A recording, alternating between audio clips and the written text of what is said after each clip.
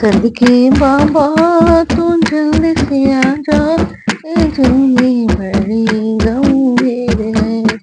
मेरे सदके बाबा तू जल्द से आजा, ये जिंदगी बड़ी गंभीर है। मेरी जिंदगी बड़ी बेकार है। दिन रात मैं काम करूं, फिर भी चैन नहीं आता। दिन रात मैं काम करूं, फिर भी कहीं चैन ना आता। नींद आती नहीं, चैन नहीं, नींद आती नहीं, चैन आता नहीं। मेरे सदके बाबा तो जल्द से आजा, मेरी जिंदगी को तू संवार दे। मेरे सदके बाबा तो जल्द से आजा, मेरी जिंदगी को तू संवार दे। मेरे सदके बाबा तो से आजा, ये जिंदगी बड़ी गंभीर है। दिन रात भजन करती हूँ, फिर भी अंधेरे में रहती हूँ। दिन रात भजन करती हूँ, फिर भी अंधेरे में रहती हूँ। मेरे सदके बाबा तो जल्द से आ, मेरे जीवन में रोशनी भर दे। मेरे सदके बाबा तो जल्द से आ, मेरी जिंदगी में रोशनी भर दे। मेरे सदके बाबा तो जल्द से आ, ये जिंदगी बड़ी गंभीर है। मेरी जिंदगी बड़ी है। गंगा जल लिए बैठी हूँ, साथ में भोग की थाली लिए बैठी। गंगा जल लिए बैठी हूँ, साथ में भोग लिए बैठी हूँ। मेरे सदके बाबा तो जल्दी से आज, अब तो भोग तू ही तो लगा दा। मेरे सदके बाबा तो जल्दी से आज, अब भोग तू ही लगा दा। मेरे सदके बाबा जल्दी से आजा, ये जिंदगी बड़ी गंभीर है। मैं तेरे लिए फूल लिए बैठी हूँ, तेरे लिए हार लिए बैठी हूँ। तेरे लिए फूल लिए बैठी हूँ, तेरे लिए हार लिए बैठी हूँ।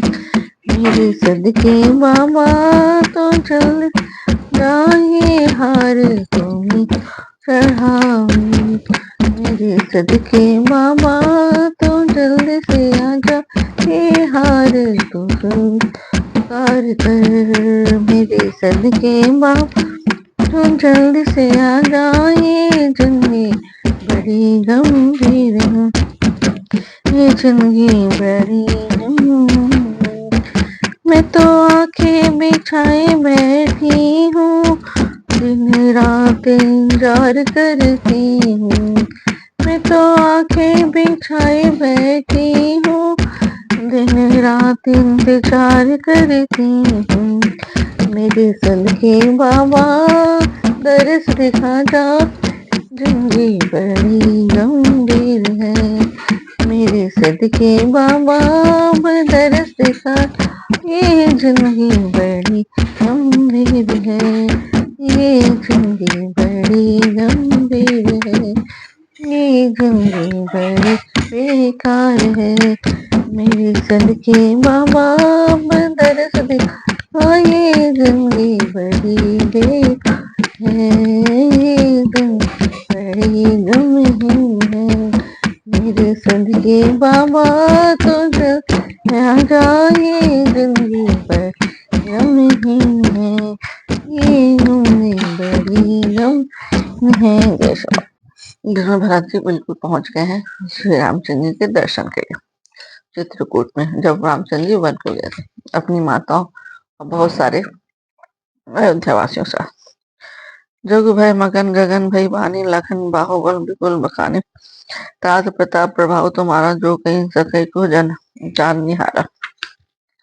फिर सब अम, सारा जगत भय में डूब गया और तब लक्ष्मण जी के अपार बाहुबल की प्रशंसा करते हुए आकाश में, हे तात तुम्हारे प्रताप को कौन कह सकता है और कौन जान सकता है।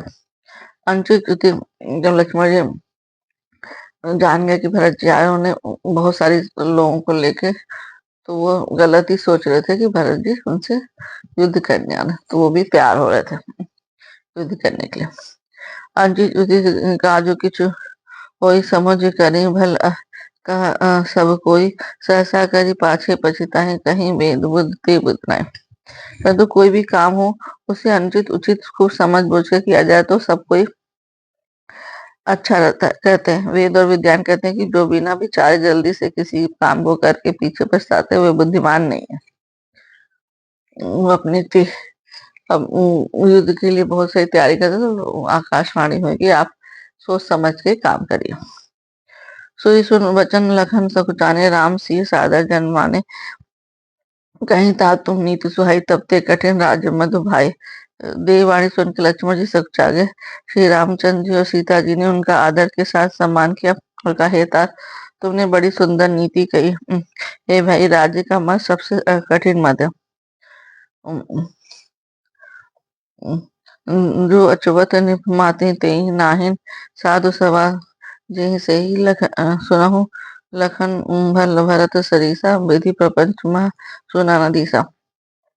जिन्होंने साधुओं की सभा का सेवन सत्संग नहीं किया वे ही राजा राज मद रूपी मदिरा का आचमन करते हैं, करते ही पीते ही मत वाले गाते हैं। हे लक्ष्मण सुनो, भरत सरीखा उत्तम पुरुष ब्रह्मा की सृष्टि में न तो कहीं सुना गया और न देखा गया। ये भरत बहुत अच्छे, भरत की तारीफ करते हैं सब लोग। भरत हुई न राज मधु विधि हरिहर पद पाई कबहू की काजी सी करें क्षीर क्षीर सिंधु बिनसाई। अयोध्या के राज की तो बात क्या, ब्रह्मा विष्णु महादेव पद पाकर भी भरत को राज्य का मद नहीं होने का क्या कहे। कभी कांजी की बूंदों से क्षीर समुद्र नष्ट हो सकता है।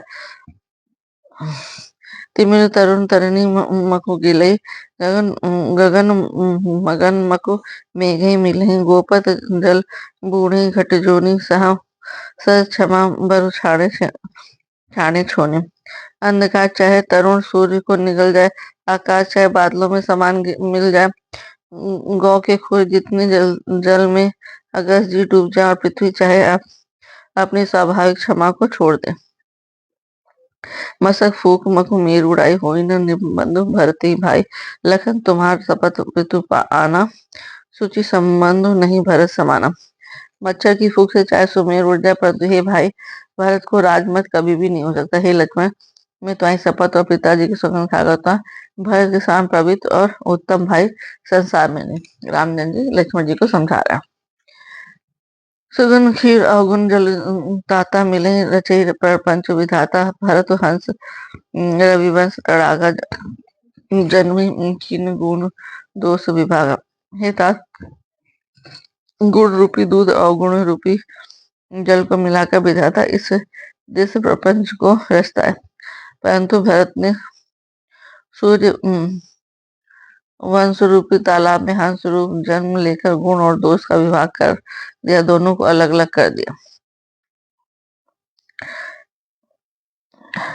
गए गुण पैतजी अवगुण भारी निज अस जगत की उजियारी कहत भरत गुणशील स्वभाव प्रेम पयोधि मगन रघुरा। गुण रूपी दूध को ग्रहण कर और गुण रूपी जल को त्याग कर भरत ने अपने यश में जगत में उजाला कर दिया है। भरत जी के गुणशील और स्वभाव को कहते कहते श्री रघुनाथ जी प्रेम समुद्र में मग्न हो गए। सुनी रघुवर बहानी विभु देखी भरत पर हेतु सकल सराहत राम सो प्रभु को कृपा निकेतु। श्री रामचंद्र जी की वाणी सुनकर भरत जी पर उनका प्रेम देखकर समस्त देवता उनकी सराहना करने लगे और कहे, श्री रामचंद्र जी के समान कृपा के धाम प्रभु और कौन है। जो न हो तो जग जन्म भरत को सकल भरम सकल धर्म धुर धरनी धर्म को, कभी कुल अगम भरत गुण गाता, को जाने तुम बिनु रघुनाथा। यदि जगत में भरत का जन्म न होता तो पृथ्वी पर संपूर्ण धर्मों की धुरी को कौन धारण करता। हे रघुनाथ जी, कवि कुल के लिए अगम उनकी कल्पना से अतीत भरत जी के गुणों की कथा आपके सिवा और कौन जान सकता है। लखन लखन राम सी सुनी सुरबानी, अति सुख लहे न जाई बखानी। यहाँ भरो सब कहीं सहाय, मन दाखनी पुनीत नहाय। लक्ष्मण जी श्री रामचंद्र जी सीता जी ने देवताओं की वाणी सुनकर अत्यंत सुख पाया, जो वर्णन नहीं किया जा सकता। यहाँ भरत जी ने सारे समाज के साथ पवित्र मंदाकिनी में स्नान किया। सरित समीप राखी सब लोगा, माँ की मातु गुरु सची भी नियोगा। चले भरत जहाँ सी रघुराय नाथ, साथ निषाद नाथ लघु भाई। फिर सबको नदी के समीप ठहरा कर तथा माता गुरु और मंत्री की आज्ञा मांगकर निषाद राव शत्रुघ्न को साथ लेकर भरत जी वहां से चले, जहाँ सीता जी और श्री रघुनाथ जी थे। समुद्र मात्र कर्तव्य सकुचाई करत कुतरक कोटि मन माही। राम लखन सी मुनि नम सुनि मम नाहु, उठी जनि जनत अनत जाहि तज ठाऊ। भरत जी की अपनी ममता कैकेयी की करनी को समझकर सब चाहते और मन में करोड़ों को तर्क करते, सोचते श्री राम लक्ष्मण और सीता जी मेरा नाम सुनकर स्थान छोड़ कहीं दूसरी जगह उठकर न चले जाए।